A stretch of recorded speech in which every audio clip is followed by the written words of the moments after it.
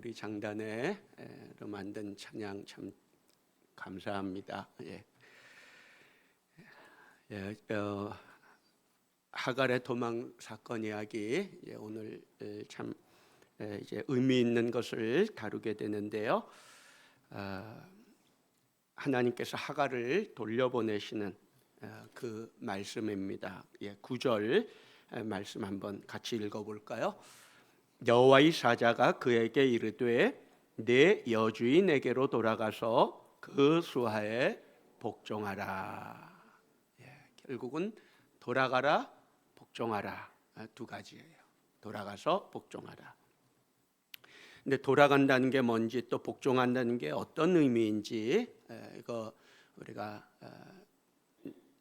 나누기 전에, 그거 좀 알아보기 전에 이 하갈의 도망 사건이 가진 이 이야기가 갖고 있는 아주 소중한 가치가 있어요. 의라고도 하는데, 이 본문, 이 이야기, 하갈 사건의 의와 가치가 뭘까?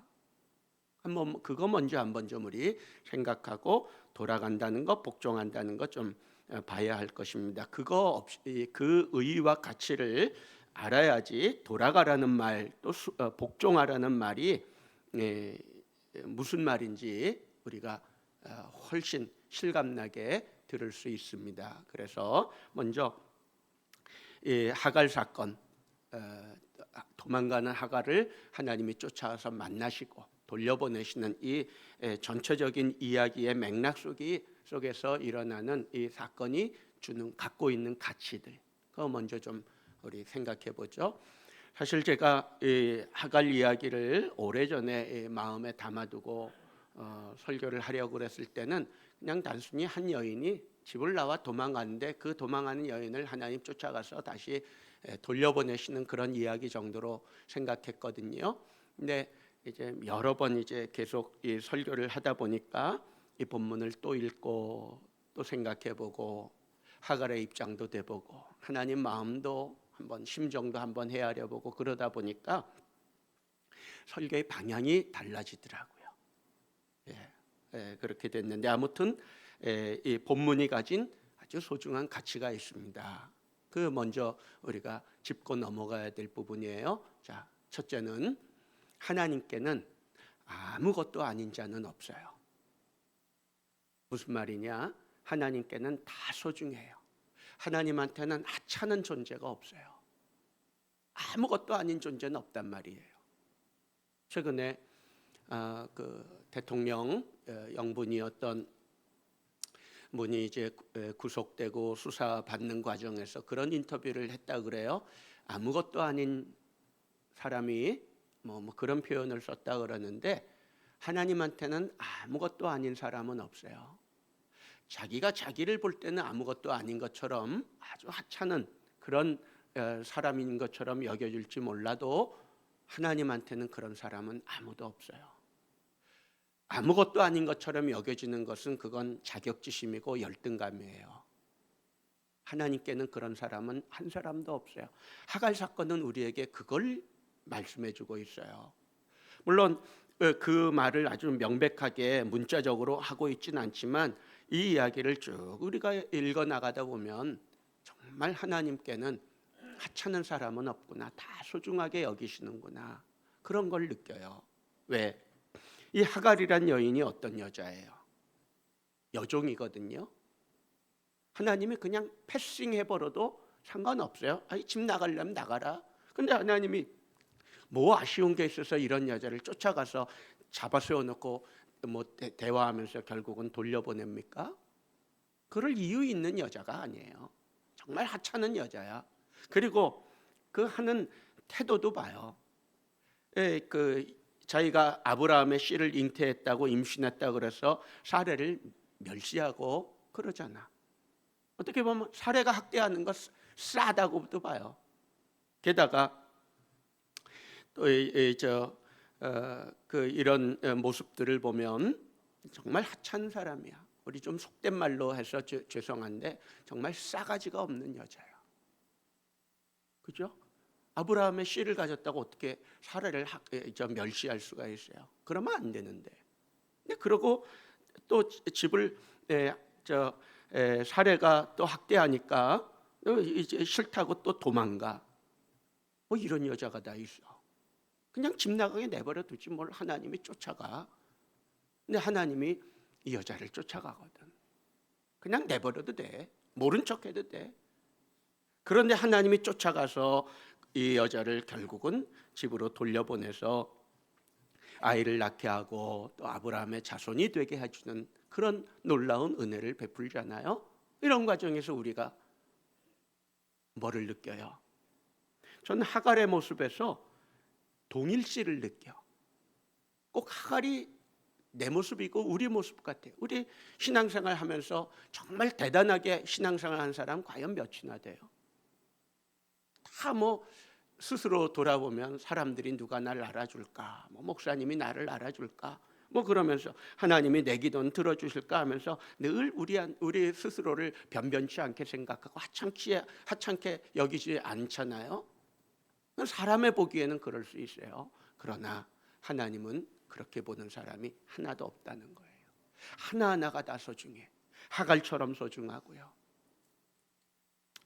또 무례하고 정말 버르장머리 없고 싸가지 없고 그럴지라도 하나님은 그를 소중하게 여기는 거예요. 그거 잊지 마세요. 하나님한테는 소중하지 않은 존재가 없어요. 하갈이 그걸 깨달은 것 같아. 그러니까 돌아가서 순종하라는 말을, 돌아가서 복종하라는 말을 하갈이 듣잖아요. 그 쉽게 들을 수 있는 얘기입니까? 그 쉽게 들을 수 있는 말이 아니에요. 쉽게 내가 그 말을 순종할 수 있는 말이 아닌데 하갈은 돌아갔어. 돌아간 이유가 뭐예요? 그거 깨달은 거거든. 하나님이 나를 찾아와 만나주시는구나. 그 돌아가기 전에 하는 하갈의 음성을 들려주고 있죠. 13절 14절이죠 13, 14절 읽어봐요. 여기 아주 하갈의 감격이 여기 담겨 있어요. 읽어봅시다. 하갈이 자기에게 이르신 여호와의 이름을 나를 살피시는 하나님이라 하였으니 이는 내가 어떻게 여기서 나를 살피시는 하나님을 배웠는고 함이라. 이러므로 그 샘을 부엘 라헤 로이라 불렀으며 그것은 가데스와 베렛 사이에 있더라 그랬어요. 하갈이 하나님의 이름을 하나 고백하죠. 뭐라고 고백해요? 여호와의 이름을 나를 살피시는 하나님 이렇게 부르거든요. 그런데 정확하게 명칭하면 그 샘 이름에 더 정확해요. 14절 보면 그 샘을 부엘 라헤 로이 이렇게 불렀다 그랬는데 요 이름이 하나님의 이름을 더 정확하게, 하갈이 감격하고 하갈이 하나님의 이름을 불렀던 그 하나님의 이름을 더 정확하게 보여주는 건 우물 이름에서 나오고 있어요. 우물 이름이 뭐냐, 샘 이름이 뭐냐, 부엘 라헤 로이 이렇게 셋으로 잘라서 이해해야 되는데 부엘은 샘, 우물 이런 뜻이에요. 그러니까 이건 일반적인 거니까 별로 눈여겨보지 않아야 되고, 그 다음에 이제 라헤 로이거든요. 뒤에 있는 로이 이걸 먼저 보면 이 로이라고 하는 단어는 히브리어 라아라고 하는 단어가 목적격 조사 이라고 하는 나를 가리키는 목적격 히브리어 목적격 조사 이를 붙이는데 그 붙으면서 발음이 변형이 일어난 거예요. 로이 이렇게. 그건 나를 살피시는 이런 뜻으로 번역했지만 정확하게는 나를 보시는 이야. 라아는 보다거든요. 눈으로 보다. 하나님이 나를 보시다. 하나님이 나를 보고 있었다는 거예요. 나 같은 여자도 하나님이 보고 있었어. 나 같은 사람도 하나님이 살펴주고 있었어요. 이게 하갈이 느끼는 감정이었어요. 하나님의 시선을 자기는 받지 못한다고 생각했는데 하나님이 자기 같은 여자는 보지도 거들떠보지도 않을 거라고 생각했는데 하갈은 여기서 그 생각이 완전히 뒤집어지는 거야. 하나님이 아브라함의 하나님인 줄만 알아, 사라의 하나님이고 그 가정의 하나님인 줄만 아는데 나 같은 여종도 하나님이 보고 계셨어. 나 같은 하찮은 존재도 하나님은 살펴주시고 있었다는 그 고백을 하는 거예요. 그게 로이라는 고백이고요. 근데 그 고백보다 더 소중하고 더 중요한 고백은 라헤라고 하는 단어. 라헤는 히브리어로 원문으로 보면 헤이, 헤이라고 하는 히브리 단어인데 이건 있다. 영어로 하면 비동사에 해당돼요. 있다, 존재하다, 그런 뜻인데 거기에 그 라메드라고 하는 전치사 라 발음을 내는 전치사가 붙어서 이게 이제 그 뭐랄까 있는 하나님, 살아계시는 하나님 이렇게 의미가 그런 의미를 갖게 됐습니다. 중요한 건 그 라헤예요. 라헤, 살아계시다는 뜻이야. 왜 중요해요 이게? 자, 생각해봐요. 하나님이 나하고 상관이 없으면 그 하나님은 없는 하나님이에요. 그래야 안 그래요? 아무리 전능하신 하나님, 기도에 응답하시는 그런 하나님이라 할지라도 나하고 상관없으면 그런 하나님은 없어. 그 하나님은 죽은 하나님이야. 그래야 안 그래요? 저 사람 기도, 이 사람 기도 다 들어주는 내 기도는 안 들어. 그런 하나님은 나한테는 죽은 하나님이야. 없는 하나님이야. 근데 하나님을 살아계신 하나님이라고 고백할 때는 이제 그 하나님이 나하고 이제 무언가 관계가 일어나기 시작한 거예요. 그래 있다, 하나님이 있다 하는 말을 살아계신 그런 말을 쓸 때는 그건 하나님이 있다 없다 존재를 가리키는 표현이 아니라 나와의 관계를 규정하는 용어가 되는 거예요. 있다 없다는 나에게 있는, 그리고 나도 하나님께 있는. 그래서 하나님이 나한테 살아계신 하나님이 되고 하나님께 나는 의미 있는 존재로 받아들여지고 있는, 그 고백을 할 때 살아있는이라는 단어를 쓰는 거예요. 하나님이 여러분에게 하나님은 살아계신 하나님 맞아요? 살아있는 하나님, 살아계신 하나님이라고 할 때 그 하나님을, 그렇게 하나님 말할 때는 내가 하나님을 인격적으로 만났기 때문에 고백할 수 있는 거예요. 그렇지 않으면 하나님은 없어. 그래 부엘 라헤 로이라는 단어를 그 페이지 제일 밑에 보면 그 풀어놓은 말이 있죠. 거기 뭐라고 되어 있어요? 나를 살피시는 살아계신 이의 우물, 이렇게 되잖아요. 살피시는 하나님이 아니야. 나를 살피시는 하나님을 넘어서서 그 하나님이 살아계셨단 말이야. 살아계셔서 나를 지금까지 쭉 지켜보고 계셨고 내 삶을 지금까지 쭉 인도해 오셨고 나는 그걸 몰랐을 뿐이야. 내가 몰랐을 뿐이지 하나님은 정확하게 나를 지켜보고 있었고 나를 감찰하고 있었고 나를 살펴주고 있었고 여기까지 인도해 주신 그 하나님이야. 그런데 문제는 하갈 같은 존재도, 그 하찮은 여자도, 그렇다면 오늘 우리는 이 하갈의 고백한 이 하나님, 이 사건 속에서 우리를 느끼지 않아요? 누가 나를 알아줄까? 아무도 나를 알아주지 않고 아무도 나를 모른다고 생각했는데 그게 사실일지도 모르는데 하나님은 안 그렇더라 이거죠. 이게 얼마나 소중한 가치예요. 하갈 이야기는 우리에게 그 이야기를 먼저 들려주고 있어요. 여러분, 한 사람도 하찮은 사람 없다는 거 잊지 마세요. 여러분 한 분 한 분이 다 소중해요. 하나님께는 다 소중해요. 하나님 나라에서는 여러분 한 분 한 분이 다 소중한 시민권을 가진 자라는 거예요. 자, 또 두 번째 이 하갈 사건이 가진 가치, 그것은 하나님은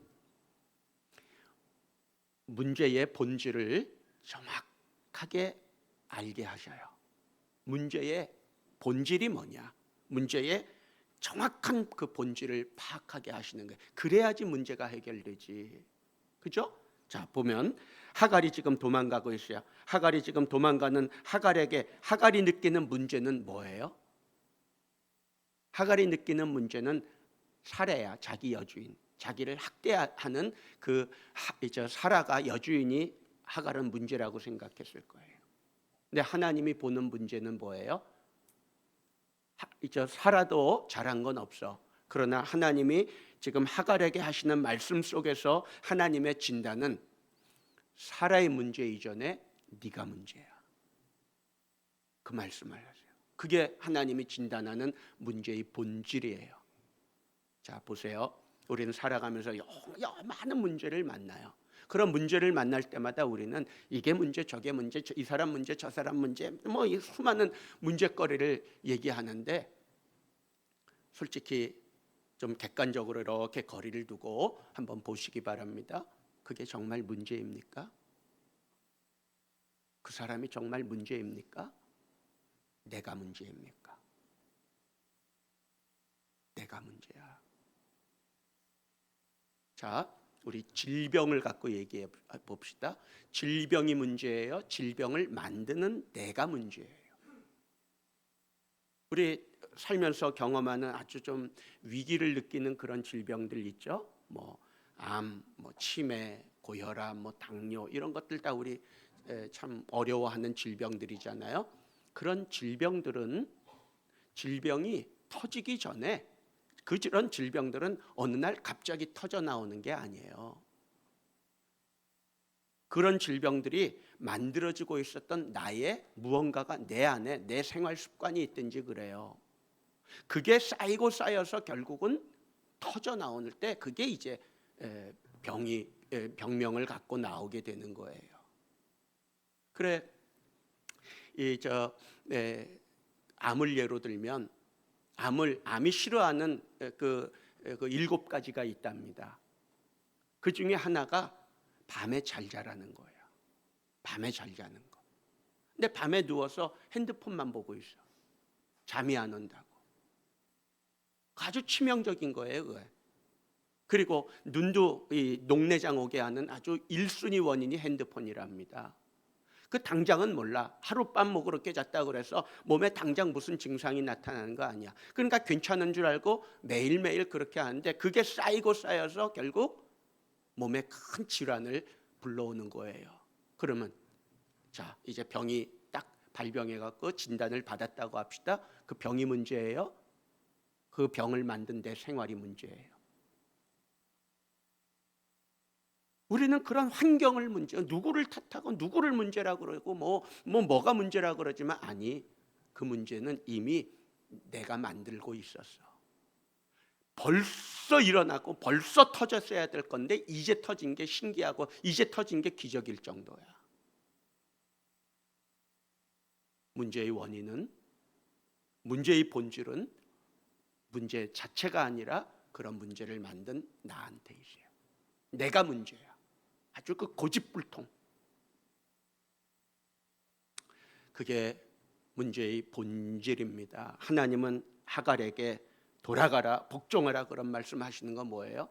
살아도 잘못한 거 맞아. 하나님은 누구 편들질 않아요 지금. 그러나 분명하게 하갈 앞에서는 하갈의 문제를 얘기해요. 돌아가라, 복종하라. 그 얘기하고 있거든요. 잊지 마세요. 우리는 살면서 많은 문제를 만날 거예요. 그러나 그 문제의 이유와 원인은 나였다는 것을. 여러분이 모든 죄책감을 다 뒤집어 쓰라는 거 아니에요. 그런 의미가 아니라 정확하게 문제를 파악하고 그 문제의 본질이 뭔지를 정확하게 이해하라는 거예요. 그거 알지 못하면 문제는 해결되지 않아요. 설령 병을 고쳤다 할지라도 더 심한 것이 또 생기고 또 돌아오고 말 거예요. 생활 습관 고치세요. 그리고 병을 고치려면 잠을 잘 자도록 하세요. 자, 그 문제의 본질이 나에게 있다는 거 잊지 마세요. 자, 그거 하나님은 하갈에게 그거 알게 하시고요. 그건 결국 우리에게도 하시는 말씀이에요. 세 번째, 이 하갈 사건의 가치는 하나님이 이 문제의 본질을 알게 하셨을 뿐만 아니라 하나님은 이제 그 문제를 풀어가기 시작하는 해법을 제시한다는 것인데, 그 해법을 제시하는 데서는 하고 싶은 것과 해야만 하는 것을 구별하는 거예요. 하고 싶은 일과 해야만 하는 일을 구별하세요. 하나님은. 여러분이 하갈의 입장에서, 이 본문 속 주인공인 하갈의 입장에서 하나님이 하갈에게 하시는 그 말씀을 잘 들어보세요. 자, 9절 말씀인데 다시 한번 읽어봅니다. 여호와의 사자가 그에게 이르되 내 여주인에게로 돌아가서 그 수하에 복종하라. 여러분이 하갈이라면 이 말 들을 때 어떤 느낌이 와요? 가벼워요? 무거워요? 마음이? 사라가 학대해서 사라를 피해서 여주인이 학대해서 그 여주인을 피해서 지금 도망가고 내빼고 있는데 하나님이 쫓아와서 자기를 잡아세우고는 돌아가 복종해. 그 말을 들었어요. 여러분이 그 말 들으면 그 마음이 가볍겠어요? 무겁겠어요? 가벼울 수가 없지. 쉬워요? 어려워요? 어려워. 쉽지 않아. 절대로 쉽지 않은 문제야. 또 이 말이 위로가 돼요? 아, 그래 하갈아, 너 참 고생했다. 그 여주인, 그런 여주인이 어딨냐? 자기가 먼저 뭐 아브라함에게 들어가라 해놓고 하나님이 하갈을 그런 식으로 위로하지 않아요. 돌아가 복종해. 그 말을 듣는 하갈의 마음은 위로가 아니라 오히려 부담이야. 그잖아요? 그런데 하나님의 진단, 하나님의 방법은 그렇게 시작되고 있다는 거예요. 하갈이 하고 싶은 건 뭐예요? 하갈이 가고 싶은 길은 뭐예요? 계속 가는 거야. 그런데 하나님은 딱 멈춰 세우고 돌아가게 하거든요. 이게 하나님의 해법이야. 여러 가지 인생 문제를 만날 때 하나님의 방법은 하고 싶은 일에 있지 않고 해야 하는 일이 하나님의 방법일지 몰라요. 해야만 하는 일, 하고 싶은 것과 해야만 하는 것, 가고 싶은 것과 가야만 하는 길, 이거 구별하세요. 자, 요거 구별을 우리 말로 한번 언어 생활을 갖고 하고 싶은 말과 해야 할 말을 우리 한번 생각해 봅시다. 어쩌면 하갈도 말에 문제가 있었던 여자일지 몰라요. 우선 멸시하는 말부터 입에서 나왔겠지. 뭐 아이도 못 갖는 여자가 자 아브라함이 나하고 동침하니까 나는 가졌잖아. 아브라함 문제 없지. 사라한테 문제 있는 게 드러났지. 그러니까 뭐 하갈이 얼마든지 사라를 멸시하는 말을 했겠죠. 자, 말의 문제를, 그리고 거기서 나오는 태도의 문제가 이제 하갈에게 있었을 것인데, 자, 이 말의 문제를 예를 들어서 한번 이해해 봅시다. 자, 그러면 우리 제가 화면 하나, 어떤 글귀 하나를 좀 보여드리고 싶어요. 화면 좀 켜주세요.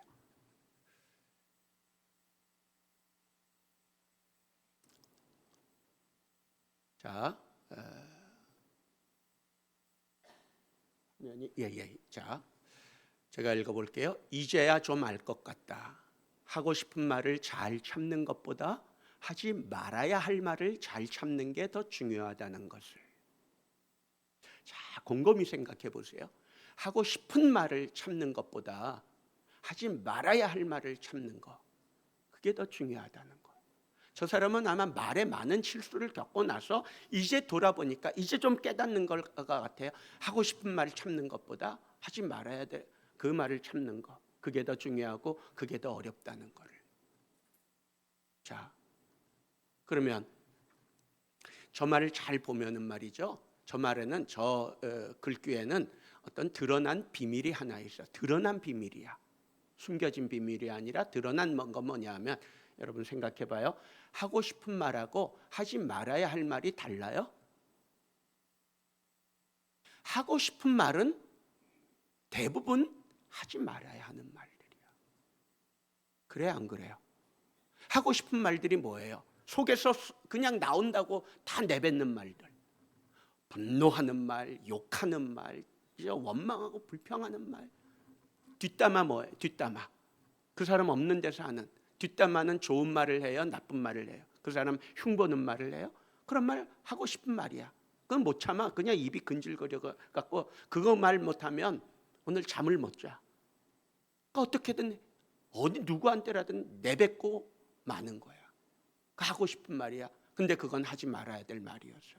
그러니까 하고 싶은 말과 하지 말아야 될 말은 다르지 않아요. 하고 싶은 말 또 하지 말아야 될 말이 뭐가 있어요? 원망하고 불평하는 거. 하지 말아야지. 또 하지 말아야 될 그리고 하고 싶은 말이 있는데 하고 싶은 말 할 때 여러분 생각하세요. 생각 없이 말하지 마세요. 생각 없이 말하니까 실수하는 거예요. 생각 없는 말을 해. 생각해보지도 않고 말을 해. 심지어 정말 해야 될 말이면 연습하고 하세요. 연습. 그 말을 연습해야 돼. 근데 연습도 안 하고 생각도 안 하는 거 뭐 물론이고 연습은 더 안 하지. 그리고 그냥 불쑥불쑥 내뱉으니까 그 말 듣고 누가 그 옆에 남아 있어요. 리더가 저런 식으로 말하면은요, 그 사람 곁에 사람들 하나도 안 남아요. 다 떠나가 버리지. 그리고 가까이 하고 싶지도 않아. 정냄이 떡뚝 떨어져서. 그런 말 하죠. 불가근 불가원. 가까이 할 수도 없지만 멀리도. 그러니까 멀어지기 곤란하니까 그냥 거기 있는 것일 뿐이지 그 사람 좋아서 남아 있는 거 아니에요. 부모가 아이들한테 저런 식으로 말해봐요. 하지 말아야 될 말을 참지 못해서 그냥 하고 싶은 대로 입에서 나오는 대로 해봐요. 아이들 집에 안 들어옵니다. 반대로 자녀들이 부모한테 저런 식으로 말해봐요. 부모는 자식 키운 거 보람이 없어. 자식 키울 사기가 꺾여. 또 남편이 아내한테 하지 말아야 될 말을 하고 싶다고 그냥 내뱉어봐요. 그 안에 남아있을까요? 나가버리지. 또 반대로 아내가 남편한테 저런 식으로 말해봐요. 그 남편은 반드시 딴 여자 만날 거예요. 한번 여러분 같이 읽어볼까요? 같이 읽어봅시다. 이제야 좀 알 것 같다. 하고 싶은 말을 잘 참는 것보다 하지 말아야 할 말을 잘 참는 게 더 중요하다는 것을. 그러면 저거를 조금만 바꿔볼까요? 하고 싶은 말, 하지 말아야 될 말이 있다면 반대로 해야 할 말은 보통 뭐예요? 하고 싶지 않은 말이야. 해주고 싶지 않아. 내가 저 사람을 위해서 꼭 해줘야 될 말이 있는데 그 말 해주고 싶지 않아. 아까워 그 말이. 그래서 하고 싶은 말은 대부분 하지 말아야 될 말하고 통하고요.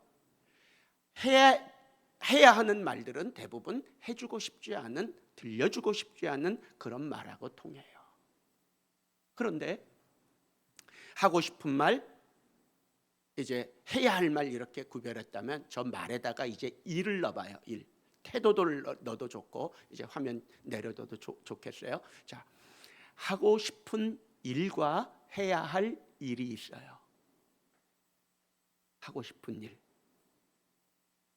해야 할 일. 지난 시간에 인생은 순간이라 그랬습니다. 기억하세요? 인생은 순간인데 그 순간에 하고 싶은 일을 하는 사람하고 해야 할 일을 하는 사람은 달라지는 거야. 그 당시는 아무런 차이가 없어. 하고 싶은 말을 했든 해야 할 말을 했든 하고 싶은 일을 했든 하고 해야 할 일을 했든 그 순간, 지금 그 순간은 아무런 차이가 없어. 그런데 그게 하나 둘 쌓이다 보면 이제 엄청난 차이를 가져오는 거죠. 그래, 예를 들었죠. 한 노파 이야기. 그 땡볕에 양산도 아닌 허름한 빛바랜 긴 우산 이렇게 양산처럼 받쳐들고 옷은 남루합에 입고 그 어깨에 가방 하나 메고 그 땡볕에 뭐 일하러 가는지 그 모습, 그 왜 그럴까? 하고 싶은 결정적인 순간에 하고 싶은 것을 하기 때문에 그게 쌓이다 보니까 결국 인생은 이렇게 엄청난 격차로 벌어지고 마는 거예요. 하고 싶은 일 할 수 있어요. 그러나 해야 할 일이 있다면 그걸 먼저 하세요. 예수님이 하고 싶은 일, 가고 싶은 대로 갔다면 십자가 질 수 없었을 거예요. 오늘 장로님 기도 정말 그 구절이 저는 감동적입니다. 세상의 기준대로 하면 예수님처럼 정말 지지로도 복받지 못한 그런 분이 어디 있어요? 하고 싶은 대로 예수님 하고 싶은 게 없었겠어요? 가고 싶은 게 길이 없었겠어요? 그러나 하고 싶은 일, 가고 싶은 길이 있었지만 그거 다 내려놓고 해야 할 일을 먼저 하셨고 가야 할 길을 가셨기 때문에 십자가에 못 박혀 죽으셨고 우리를 구원할 수 있었던 거죠. 그게 바로 십자가야. 하고 싶은 거 있지만 해야 할 일을 하는 거, 그게 십자가야. 가고 싶은 길이 있지만 그거 좀 내려놓고 가야 할 길을 가는 거, 그게 십자가예요.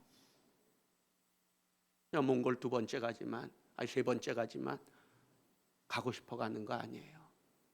모르면 가겠어. 처음 가는 거라면 가겠는데 2번을 갔다 오니까 몽골 가고 싶지 않아요. 그래 혼자 가는 거예요. 우리 교인들하고 3인조 같이 하는 분들 몇 명 같이 가면 재밌게 좋겠는데 너무 환경이 열악하니까 요즘 몽골 낭만 별 보고 돈 들여가는 여행이야. 그런 거 낭만이 왜 없겠어요? 이건 돈 써가면서 가는 여행이 아니잖아요. 별로 가고 싶은 마음이 없어. 그러나 가야 하니까 가는 거예요. 주님이 가신 그 길이 그런 길이에요.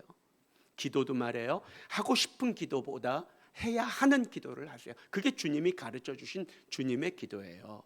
그리고 하고 싶은 기도를 그 제목을 갖고 기도한다 할지라도 성공하고 싶죠? 그 성공하고 싶은 기도를 드린다 할지라도 그 속에는 내가 해야 할 일이 있어. 그래야 안 그래요? 있어요.